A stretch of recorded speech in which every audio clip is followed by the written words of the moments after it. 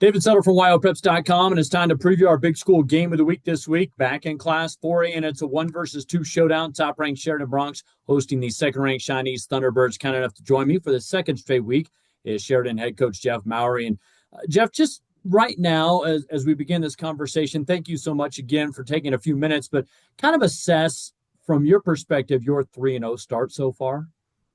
Yeah, coming into this season, we weren't quite sure what we had. We returned one starter from a year ago, the state championship game. And so really trying to find our identity. And the first 3 weeks have really helped us do that. And we've still got to find where we're going to go by the end of the year. But we're really trying to narrow down where we're at. We saw some things. We struggled a little bit in the early beginnings of Thunder Basin game. And then Natrona last week, I thought we found ourselves a little more. We were more physical, ran the ball very well, and did some really good things on defense. Our defense is playing really well, a couple shutouts and then only giving up 7 points to Natrona. And so hopefully we can continue to do that. The defense keeps us in the game, and offense, we've just got to find ways to get points on the board. Talk about some of the dynamics offensively. It seems like you can spread the ball to a number of different guys. You mentioned the run game, and I know you talked about a couple of the guys last week, but what has it been for Ty at the quarterback position to either turn and hand it off or distribute it to some guys on the perimeter? How do you like that dynamic offensive approach right now? Yeah, it's great, and we missed Chance Morris at Thunder Basin. He was a little banged up, so he didn't play, but he played last week in Natrona and had a huge impact on us or for us. And so having the ability to spread it around to receivers, inside and outside receivers, and then have a couple of running backs or a few running backs that can get it done in the backfield is really critical. That makes that defense play honest. They can't lock in on one person or one play. And so the more and more we can spread the ball around, I think it makes us that much more difficult to defend. And so if we have, 5, 6, 7 guys touching the ball 5 or 6 times a game and they're all effective with the ball, it's hard to focus as a defense. You got to play honest the whole time, and that's what we want. Speaking of focus defensively, what's been with the start defensively for your group, and just where does that kind of dynamic come from on the other side of the ball? If you'd have told me, David, a year ago or at the beginning of this year that we'd only given 7 points up to Thunder Basin and Natrona, I'd be shocked. And that's what our guys have done. We've given up some yards. Don't get me wrong. We've given up yards and first downs, but we haven't given up points. And that's been really important. Our guys understanding that those big plays are really big momentum shifters. And so if we can keep the ball in front of us and play assignment football, that's huge on defense. And then last week, I thought our guys really stepped up to the challenge. Natrona County is a very physical team, big up front. And our guys, I think they met that physicality head on and did a really good job of playing physical football, which we hadn't been so far in week 1 and 2. And we challenged them. They answered the bell, and they're going to need that again this week when we see yet another really physical team with a little more speed in Cheyenne East. Speaking of the Thunderbirds, what do you see when you see Chad's bunch, and especially, I guess my word of this interview is dynamic, because they got a lot of different guys that can hurt you in different ways. And you guys have had some great regular season games the last few years. Yeah, Coach Goff and his staff always have the Thunderbirds ready to go, and it'll be no different this year. And watching them on film, you mentioned us giving the ball to 4, 5, 6 different guys. Well, Coach Goff does the same thing. Last year they were a little more pass heavy, and this year is a new group of seniors, and they've changed a little bit. They're running the ball very, very effectively. I believe every single touchdown they have on offense is come through rushing the ball, and they give it to lots of guys. They have 3 or 4 guys that have rushed almost 100 yards in their first 3 games. And so very dynamic. It comes in multiple different ways, and we're going to have to be very, very disciplined on defense, maintaining our gaps and not biting on, they run a lot of counter action, and we can't over pursue and then get caught on the back end. So guys have a tough task defensively for sure. I'd be remiss without talking about it. I know you're not necessarily addressing it with your team, but you got a shot at state history that brings a smile to your face, Jeff. What are your thoughts on that? Just between you, me, and the rest of the world, I guess.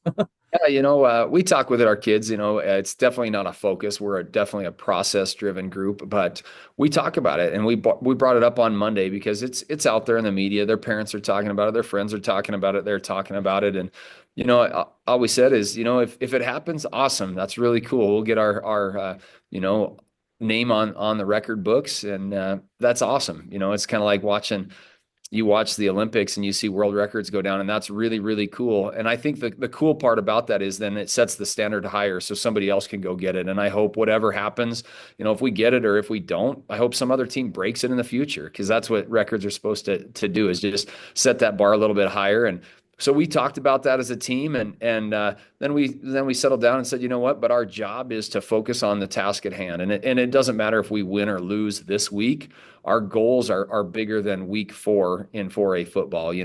Whatever happens this week, our goals are bigger, and so we've got to continue to play and get better as a team, and we want to overachieve as a team. That's really our goal. Is if we can overachieve and whatever record comes out of it, that's great.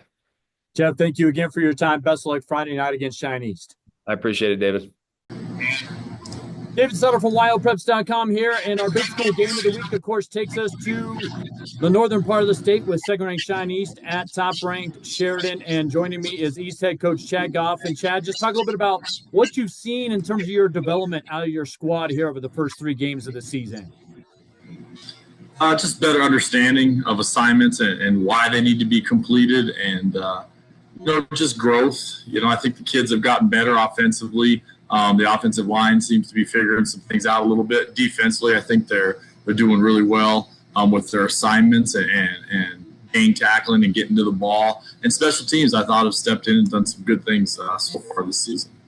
Obviously, you're going to get a test out of Sheridan in all 3 of those phases this week. So talk a little bit about how you prep your team, knowing that every play can make a big difference. Well, you just prep them by letting them know and practicing every type of situation out there. I mean, that's what good football teams bring to the table, and we know they're going to bring that to the table. And you just you make sure that you watch your film, that you break it down, and then you break it down a little faster, and then you go full speed with it, and you make sure your kids understand situations and what to expect in those situations. What are your impressions of the Bronx and what Coach Mowry's squad will present Friday night? I think they're really good on special teams. Offensively, they got a lot of different guys doing some really good things with the ball. Gilbertson's leading that offense, and they're they're throwing the ball a little bit. I saw in the film, and probably more than in the past this early in the season. But they're running the ball really well and doing good things there. Defensively, they're obviously shutting people down. They're doing a really good job with their defense, and special teams, like I said, they scored on special teams a couple times already this year, and it's just a phase of the game they do a really good job in, and they continue to do that so far this year. And so it's all 3 phases. You can't really put one above the other against these guys. They do them all 3 really well. Talk a little bit about then, as you kind of address that with your team, how do you go about, trying to slow down a juggernaut almost? Well, we got to do what we got to do. We got to worry about ourselves all week, and we got to worry about we're in week 4. We still got a lot of room to grow, and we gotta make sure that we're still getting better at what we need to get better at, and that's. I'm sure they're in the same conversation. It's week 4, and so they understand the importance of this game. Right now, so far, we're lucky enough we're fortunate enough, I guess, not lucky, but fortunate enough to be in the front seat. And that's where you kind of got to remain. Driver's seat, all that kind of stuff, that doesn't matter in week 4 as much as just being up in the front seat. And we got to play well this week and make sure that. We do the things that we do that make us successful and keep getting better. Lastly, for you, can you talk a little bit about your 1-2 punch in the backfield between Keyshawn and Anthony and just the dynamic that brings to your offense right now, Chad? Well, I think you got to add Tanner Stewine into that conversation too. He comes in and does really good things. They're just a group of kids that they run the ball really well, and they all have different, positives about them. Anthony is very patient. Keyshawn's so fast, and Stewine just knows the offense. Stewine's been a quarterback at our system since he was a freshman, and so him knowing the offense, his understanding of everything, because you see him in the backfield but you also see him at receiver. But you also see Keyshawn at receiver sometimes too.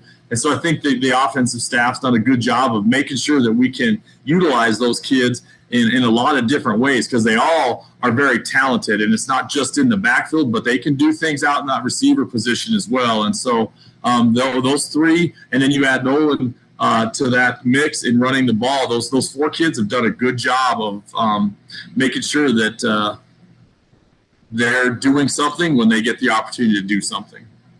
Chad, thanks so much for the time. I appreciate it. Good luck Friday night at Sheridan. All right, thank you. Appreciate it.